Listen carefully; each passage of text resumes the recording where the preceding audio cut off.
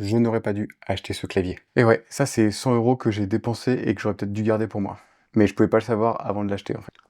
Quand je me suis lancé dans le montage vidéo, il a fallu que je me professionnalise. Ça faisait plusieurs années que je montais sur la version gratuite et c'était très bien. Je me suis dit qu'il fallait que je franchisse le pas et que j'achète la licence de DaVinci Resolve Studio. Quand j'ai commencé à regarder, les licences étaient autour de 300, 350 € à peu près. Et je me suis mis aussi à regarder 7 accessoires qui pouvaient aider à gagner en rapidité dans le montage et qui coûtaient 420 €.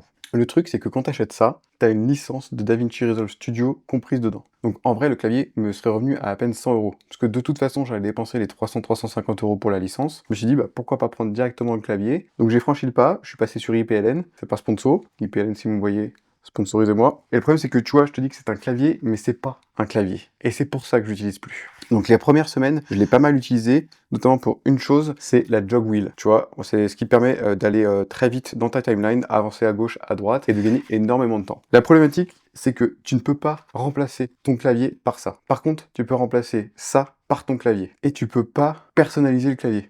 Donc, c'est-à-dire que les touches sont assignées à une fonction dans DaVinci et tu peux pas le personnaliser comme ce que tu pourrais faire sur ton clavier d'ordi classique. Donc, c'est-à-dire que quand j'utilise cet accessoire, je suis obligé d'utiliser aussi mon clavier en plus pour mes raccourcis et au final, je perds plus de temps qu'autre chose. Et donc maintenant, je me retrouve à ne plus utiliser ça parce que je trouve que je perds du temps avec cet accessoire plutôt qu'avec le vrai clavier. Et même si il m'a coûté que 100 €, bah, je regrette un peu d'avoir acheté cet accessoire qui prend la poussière et c'est pas impossible que je le mette à vendre. Et peut-être qu'à terme, au final, quand je deviendrai plus efficace et plus efficient, peut-être que je trouverai une nouvelle utilisation et que mon workflow intégrera cet accessoire.